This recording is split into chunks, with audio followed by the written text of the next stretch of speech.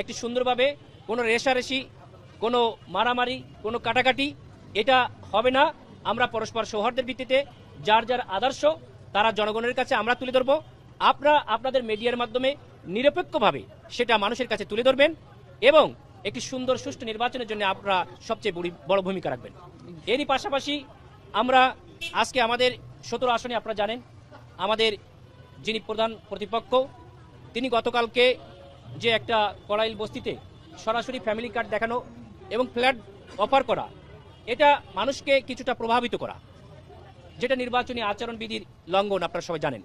এটার জন্য আমরা সে যত বড়ই হোক না কেন তাকে অবশ্যই আমাদের আইনের ঊর্ধ্বে কেউ থাকবে না। ইভেন আমি হলেও থাকবো না, আপনি হলেও থাকবেন না।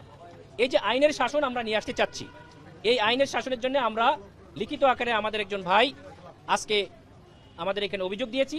আমরা আশা করি নির্বাচন কমিশন বিধি মোতাবেক সেটা তাদের যেটা করা দরকার সেই অনুযায়ী যদি পদক্ষেপ নেন তাহলে কোনো দলই কোনো ব্যক্তি নির্বাচনে বিশৃঙ্খলা করার সামান্যতম কোনো সাহস পাবে না।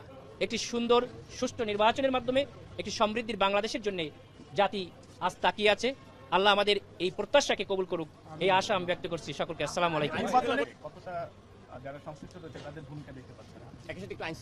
আইন বিভিন্ন রকম, কিন্তু আমার আসনে আমি কার্যত ভালো দেখছি। আইন শৃঙ্খলা পরিস্থিতির যে বিভিন্ন সংস্থা অলরেডি 4-5টা সংস্থা থেকে আমার সঙ্গে যোগাযোগ করেছে, আমি ভালো ফিডব্যাক দিয়েছি। কারণ আমরা চাই যে 17 আসনে আমি নিজেও অন্যান্য দলের যে বিভিন্ন প্রচারণা তাদের যে বলতে প্রচারণার জন্য যে অফিস সেখানেও আমি যাই এবং আমার ক্যাম্পাস লাইফ থেকে অন্যান্য দলের সঙ্গে আমি একজন ডাক্তার মানুষ দলমত নির্বিশেষে সবার সঙ্গে মিশে চলতে অভ্যস্ত।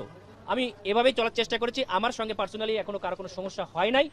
আমি অন্যকে আহ্বান করছি নির্বাচন পর্যন্ত এটা হবে না।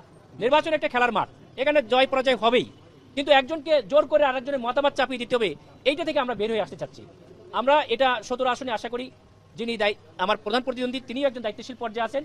এরকম খারাপ পরিবেশ হবে না বলে আমার দিকে আশা ব্যক্ত করছি আমি, এবং আমরা সবাই মিলে সেটাকে সহযোগিতা করবো। আইন শৃঙ্খলা যারা দায়িত্বে আছে তাদেরকেও আমাদের জনগণকে অবশ্যই সহযোগিতা করতে হবে। জোরকে আমরা কেড়ে নিতে না চাই। এটা বলেছি এখানে আমি যেহেতু প্রার্থী, এখানে যে আমার যে জনপ্রিয় আইন শৃঙ্খলার কিছুটা আছে, কিন্তু কিছু কিছু ক্ষেত্রে বিভিন্ন সংস্থার মাধ্যমে আমাকে একটু পার্সোনালি, যেহেতু আমি একজন প্রার্থী, যেই প্রার্থীর আমার জীবদ্দশায় কোনো কেস নাই, মানে ধরেন বিভিন্ন কেস থাকে না 10টা 20টা 50টা, আমার কোনো কেস নাই, আমার কোনো লোন নাই। আমি পড়ালেখায় বলেন আমার পার্সোনাল লাইফ থেকে ক্লাস 1 থেকে শুরু করে আমার স্কুল লেভেল পর্যন্ত এখন তো আপনারা খোঁজ নিলে বের করতে পারেন। যথেষ্ট স্বচ্ছতার সঙ্গে আমি পালন করে আসছি। গেল 18 বছরও আমার কোনো সমস্যা ছিল না, কিন্তু বিপরীত পক্ষে আমরা খোঁজ নিয়েছি, তাদেরকে প্রেশার দিয়ে সেখানে বিভিন্ন ধরনের ইস্যু তৈরি করার চেষ্টা করা হচ্ছে। আমার যে